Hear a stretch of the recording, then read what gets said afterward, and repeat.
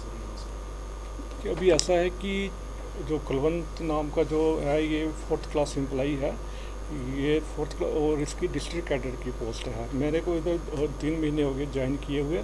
मेरे को पता चला कि इसको पहले ट्रांसफ़र हुई थी, इसको रिलीव नहीं किया गया। रिलीव इसलिए नहीं किया गया कि इसकी डिस्ट्रिक्ट लेवल की पोस्ट है, ये ट्रांसपोर्ट डिपार्टमेंट में ही अपॉइंटेड है। तो डिस्ट्रिक्ट में ट्रांसपोर्ट का और कोई ऑफिस तो है नहीं है, इसलिए इसको यहाँ से रिलीव नहीं किया गया है। पर अभी 2-3 दिन पहले ही एक सेक्टर से एक नोटिफिकेशन जारी हुआ है कि इन्होंने डिटेल मांगी है कि जो एम्प्लॉय 5 साल से ऊपर जो है किसी पर्टिकुलर ऑफिस में जो बैठा हुआ है उसकी डिटेल मांगी है, वो हमने भेज दी हुई है, कल ही भेज दी सर है हमने। ट्रांसपोर्ट कमिश्नर ने इनको ट्रांसफ़र किया था यहाँ से आरटीओ जम्मू में, से आरटीओ कठुआ से आरटीओ जम्मू में। हाँ, वो उसको मैंने यही बोला है ना कि ये जो 4th क्लास की पोस्ट है ये डिस्ट्रिक्ट लेवल की पोस्ट है, इसकी ट्रांसफ़र जो है वो विद इन डिस्ट्रिक्ट ही होगी। सर एक और आरोप लगाया जा रहा है जो आपका एमबीआई एमबीडी सर वो जो काम कंडा बोलकर चले सर कि वहाँ पे गवर्नमेंट एम्प्लॉय होने चाहिए, एमबीडी के डिपार्टमेंट के बंदे होने चाहिए, वहाँ पे एजेंट कुछ काम कर रहे हैं सर। और बड़ा आरोप मुझे लग रहा है कि वहाँ पर उगाही की जा रही है। जो बड़ा हमारे सामने जो तथ्य है वो यह है कि वहाँ पर उगाही की जा रही है। सर कितना साफ सच्चा है और कितना झूठ है सर? अच्छा, इसमें ऐसा जो आप यहाँ पब्लिक जो आरोप लगा रही है, इसमें ऐसा है कि जो वहाँ पे जो स्टाफ बैठा हुआ है वो मोटर व्हीकल डिपार्टमेंट का स्टाफ है, कंसोलिडेटेड एम्प्लॉइज़ हैं वो।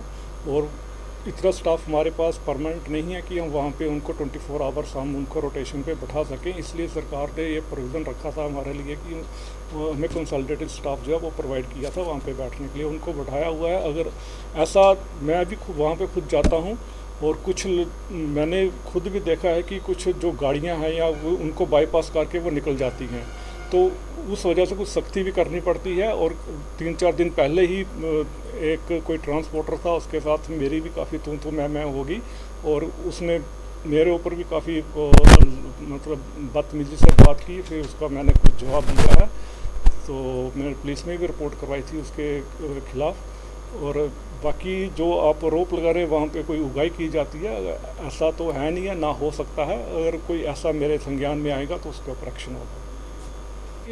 ट्राई के लिए तो डीएल की जब ट्राई होती है ये हम अपने ऑफिस कॉम्प्लेक्स में ही करते हैं। 2 व्हीलर की सामने करते हैं और 4 व्हीलर का हमारे बैक साइड पे ग्राउंड है वहाँ पे करते हैं। और जो हैवी वेट की जो ट्रायल होता है वो गौशाला में होता है। तो जैसा आप कह फिटनेस के लिए आप कह रहे हैं, हाँ बहुत गाड़ी हाँ, खड़ी जाती है लगातार, दुर्घटनाओं की संभावना रहती है, सब दुर्घटनाएं होने की संभावना है, इसको लेकर के फिटनेस के लिए तो हफ्ते मेरा में सवाल आप समझे नहीं सर।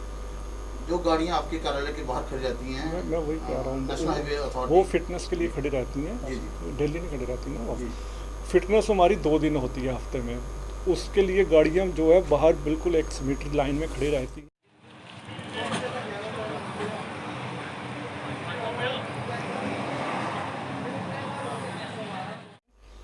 तो जब फिटनेस 1-2 घंटे का काम होता है, हमारा जो बोर्ड ऑफ इंस्पेक्शन है वो इंस्पेक्शन करके उनको गाड़ियों को वहीं से उसी वक्त उनको रिलीज़ कर देते हैं। अगर कुछ ज़्यादा गाड़ियाँ आ जाए तो हम एसएचओ लखनपुर से हम आग्रह करके कुछ फोर्स मंगवा के उनको सिमिट्री में कर देते हैं। सर हमारा ये आम आदमी के लिए सर लाइन में लगना पड़ता है और जो कुछ एजेंट हैं वो सर अंदर से आके और आपके ही कुर्सी के बगल में बैठते हैं सर, कुछ ऐसा सर फोटो कुछ देखने में मिला था सर?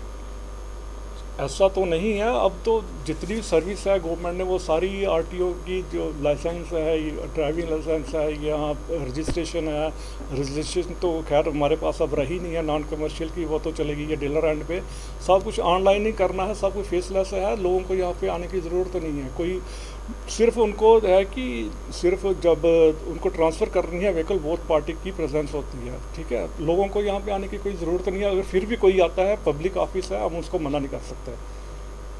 सर एजेंट के लिए कोई ऐसी रोक लगाई जाएगी कि हाँ, एजेंट के लिए मैं ये कहना चाहता हूँ कि जब भी मैं यहाँ पे आया था मैंने स्ट्रिक्ट इंस्ट्रक्शंस पास की थी कि यहाँ पे कोई एजेंट इस ऑफिस में एंटर नहीं करेगा, और ऐसा ही हो रहा है। अगर कोई इल्ज़ाम लगा रहा है तो उसके लिए मैं क्या कह सकता हूँ, पर मेरे ऐसे संज्ञान में कुछ आया नहीं है कि हमारे एजेंट जो हैं वो अंदर आते हैं।